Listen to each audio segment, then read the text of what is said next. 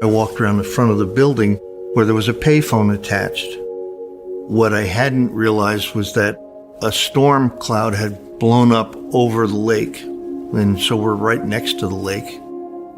So I walk over and I'm going to call my mom, and I put in the code in the phone, and I'm trying to get her on the payphone, and I heard a huge crack. And this big flash of light came out of the phone and it hit me right in the face and just threw me back like a rag doll. I fully expected that when you died, something would happen to tell you, bells, whistles, who knows what. But there wasn't. It was just a very natural progression of I was in this state this second, and the next second I was someplace else. I went from being in a physical form to being in a spiritual form.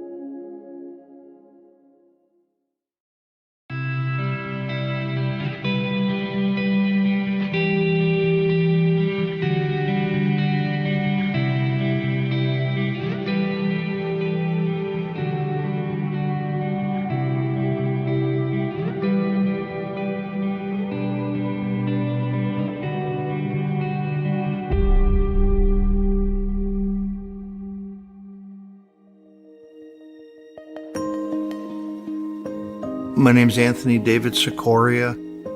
I grew up in Kingston, New York. I was there for my first 18 years. I had gotten into some trouble my last year in high school, stupid things that teenagers do. My high school football coach had gone to the Citadel, which was a military school in South Carolina. He put a bug in my father's ear that I needed to go to the Citadel because I needed some mild corrections. And so I remember my father saying, well, you can go to any school you want to, but if you don't go to the Citadel, don't come home. I thought, okay, it makes it a pretty simple choice. So I went to the Citadel and I played football there and got my education in biology. When I was there, my last year, I had the honor of working with Albert St. Georgi, who was a Nobel Prize winner, who defined the way muscle worked. At that time, it made me realize that that's what I wanted to do. And I kind of had this vision of being one of the lab rats that worked in the basement of some big institution and learned all kinds of great things. So I decided to go to graduate school, and I spent the next 5 years getting my doctorate in physiology with a minor in biophysics. When I finished my graduate degree, there were no jobs. And what had happened was there were a lot of people that had gone to graduate school to get out of the war, the Vietnam War. Because of the war ending, when I graduated, there was a glut of PhDs who just came onto the market. And as a result of that, there were no real good jobs.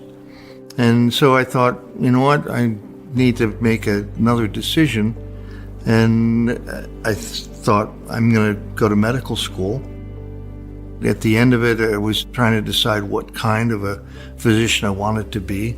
And I settled on orthopedics because I always was one of those kids that loved taking things apart, putting them back together and rebuilding things.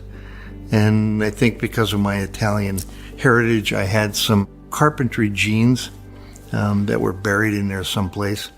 And so that's what I settled on.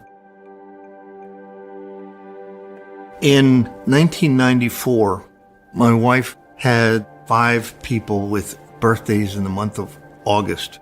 So every year we would have a communal birthday party.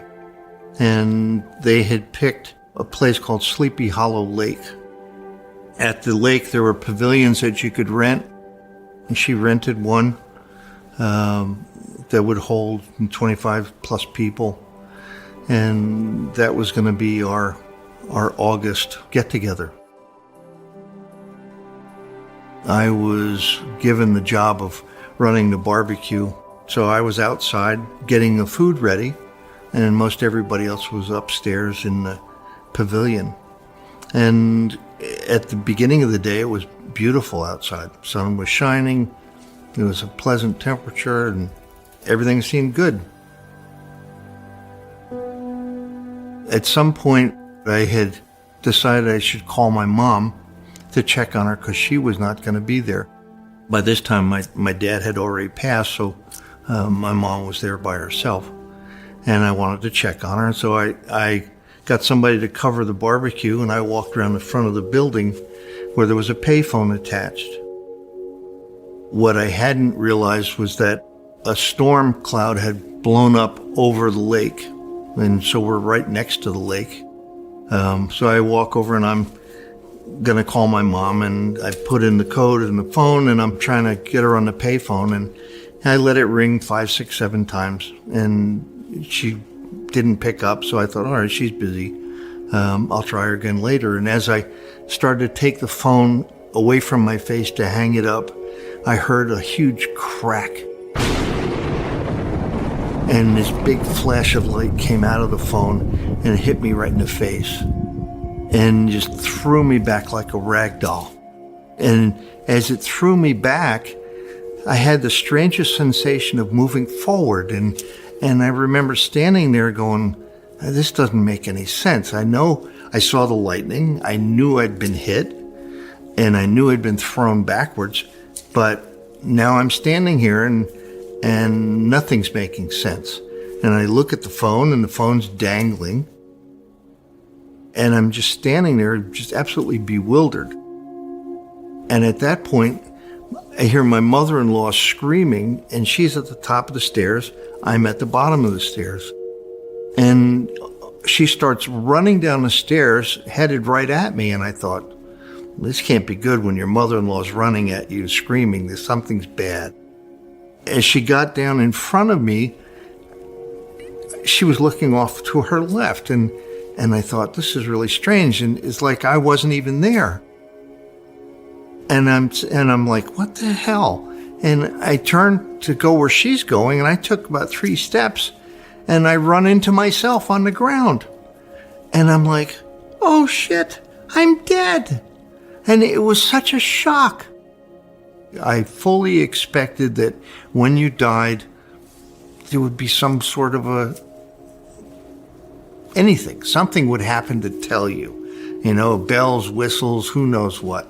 But there would be some sort of a signal that, hey, buddy, you're dead. But there wasn't. It was just a very natural progression of, I was in this state this second, and the next second I was someplace else. I went from being in a physical form to being in a spiritual form. There was a lady who was waiting to use the phone. She gets down to start doing CPR. Turns out she's a nurse.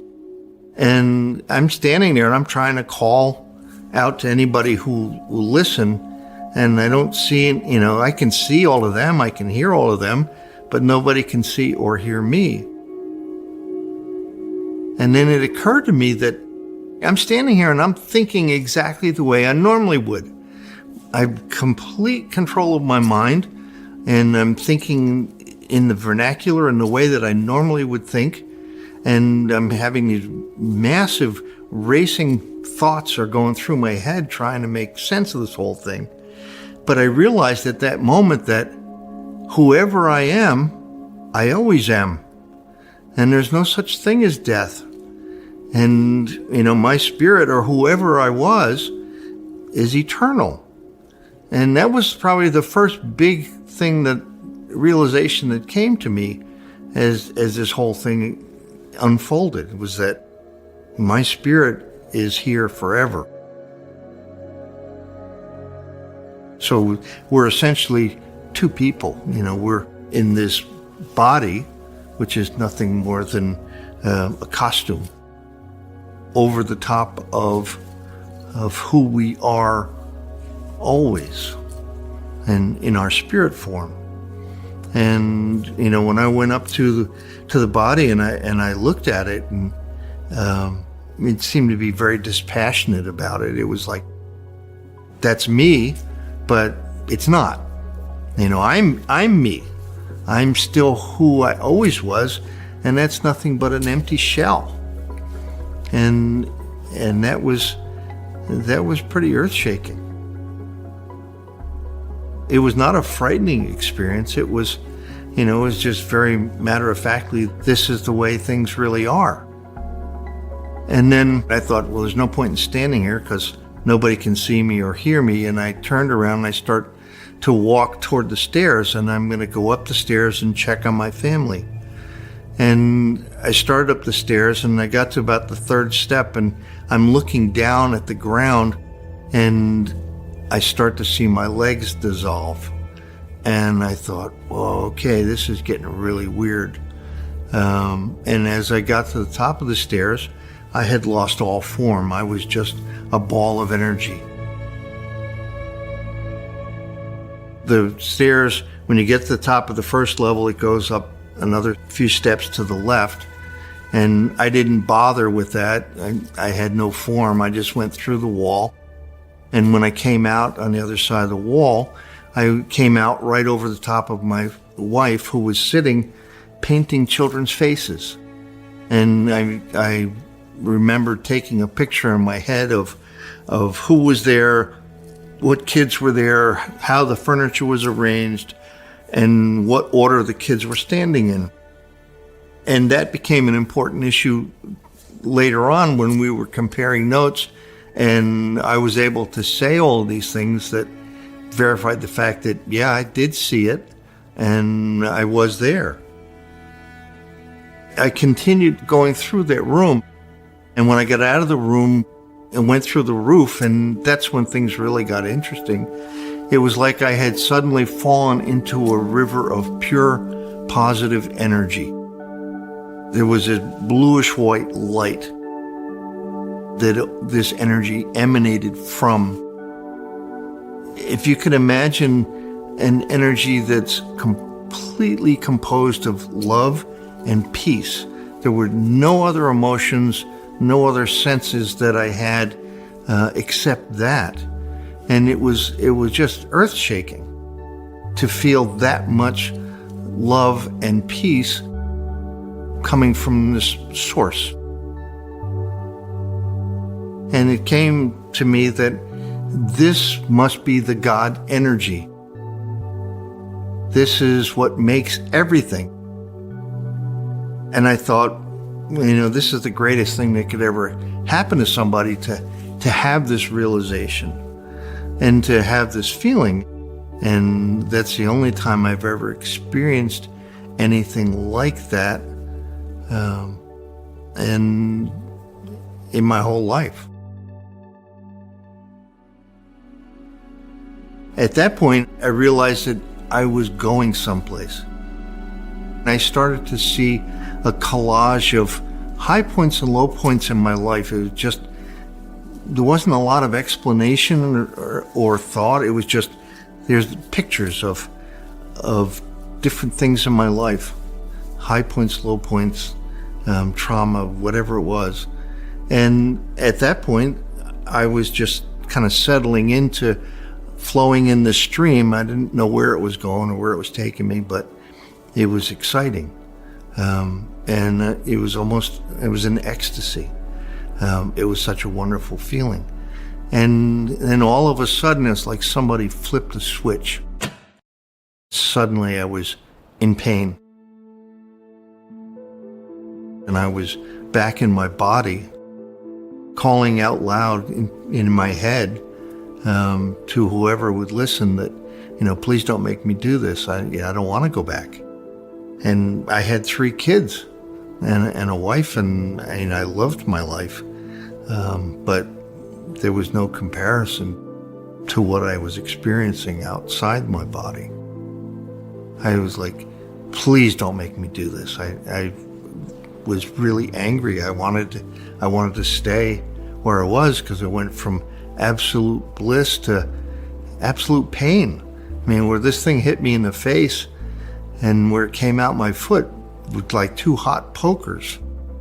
but I realized that, it's not my choice.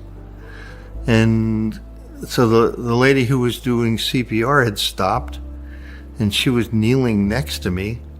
And it took several minutes before I was conscious to be able to open my eyes.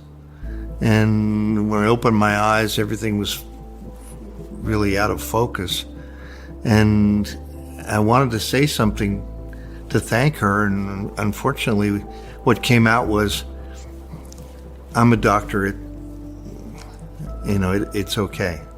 Like, what a stupid thing to say. And so I realized at that point that, okay, you're not thinking very clearly, just shut up and just wait this out. Of course, everybody starts running over, and they call an ambulance and they call the police. And I thought, I don't want to go sit in the emergency room for 4 to 6 hours to have somebody tell me I'm alive. So I opted to just have them take me home, and I called my cardiologist friends and my neurologist friends, and I said, this happened, and they said, well, come right over, and went to their offices, and everybody said the same thing. It's like, well, you're lucky you're alive. After my near-death experience, I was afraid to say anything to anybody. This was,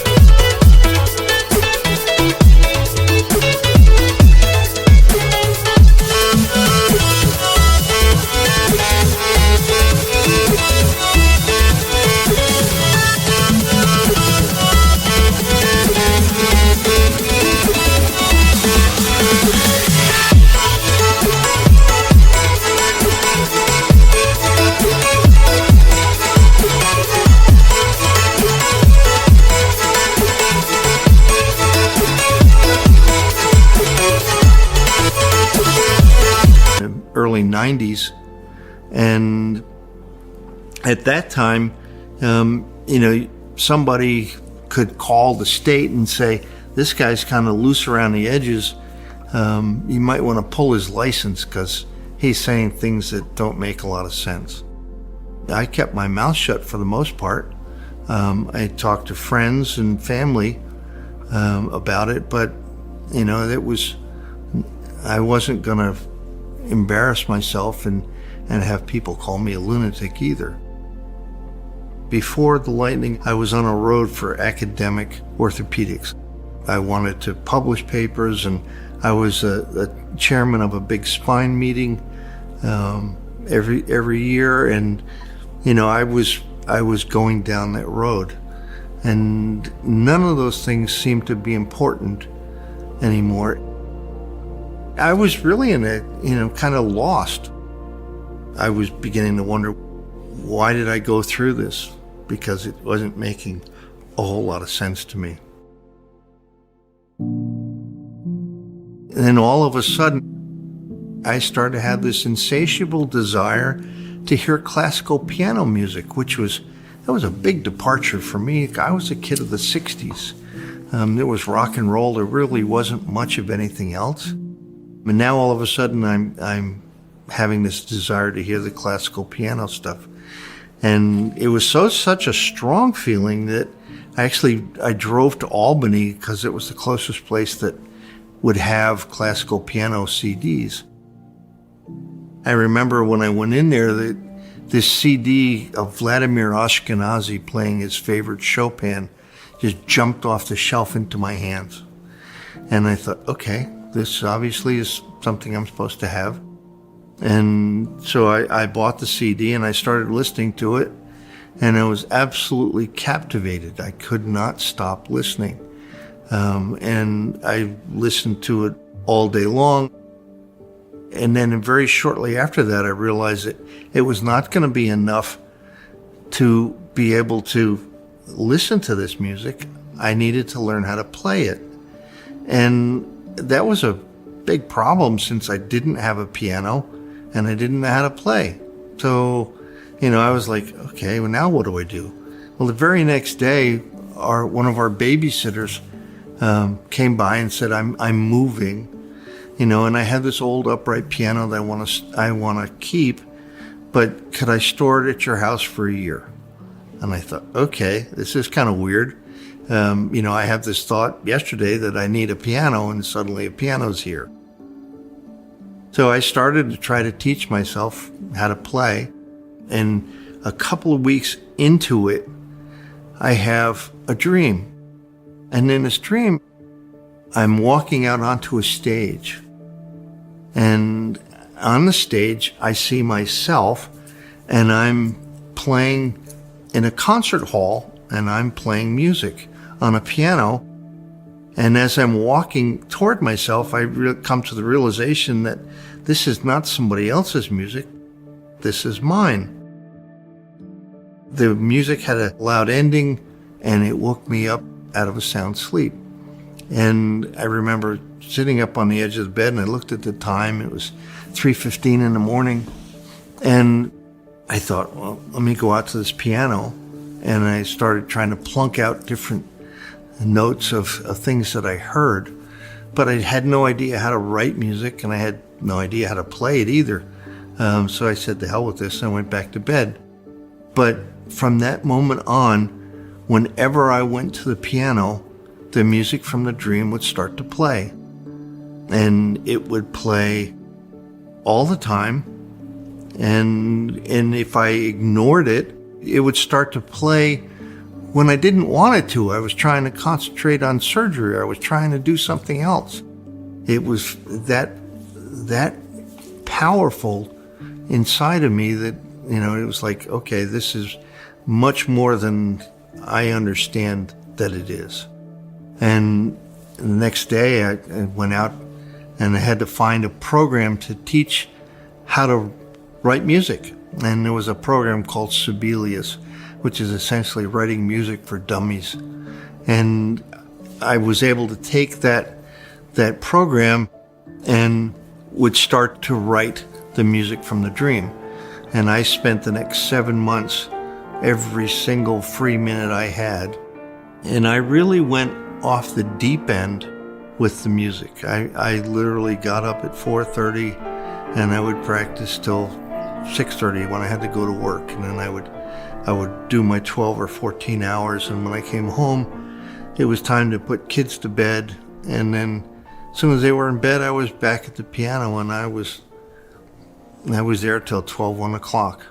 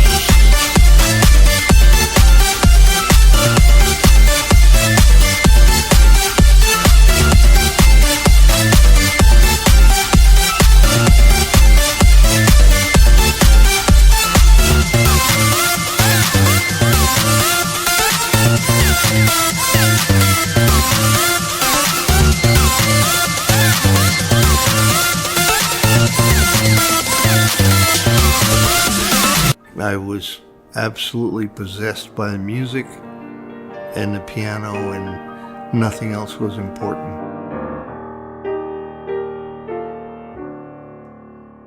One thing that I have found with the music is that it takes me about as close to that feeling, that euphoria of being on the other side, as I can get.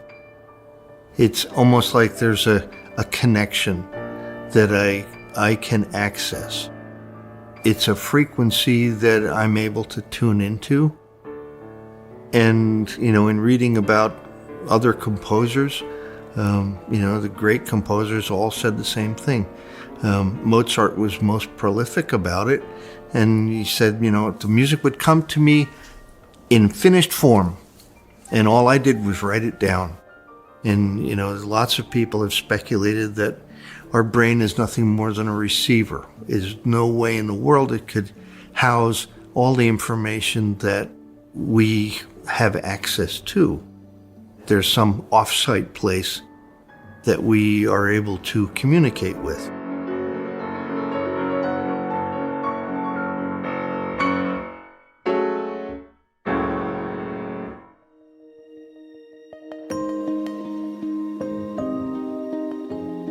Life exists after death. We're in this form for a certain period of time, and then we leave this form and we become something else. So it's just a continuum of existence. You keep going through this process. You reincarnate as something else or someone else. Your spirit continues, and you go through an evolution of learning and phases of healing and understanding of what you experienced in this present life and what you're going to work on in the next one. I mean, that's what we're here for. We're here to learn and to experience and to evolve spiritually into a higher being than what we are now. The way I look at it is everybody can go back to the source, but you have to earn your way back. And you do that by going through proving grounds, if you will. You experientially develop. There's two polarities. There's positive and negative. And moving along a positive polarity is service to others as opposed to the negative, which is service to self. And if you can think along the line of service to others in your daily life, then that gives you a more of an advantage to grow spiritually and ultimately find your way home. Rejoin with the source from whence everything came. This was the greatest thing that I've ever experienced in my life. I was given an opportunity to see what happens after death. Death is not to be feared. It's just a changing form. You still exist as whoever you are and always will be. Before the lightning experience, I was very grounded in science in terms of, what is reality. And now I completely understand that there's much more to our existence than we have any idea of. If everybody could experience that before they die, they would have a whole different perspective on life and what we're doing here. And it would change everything.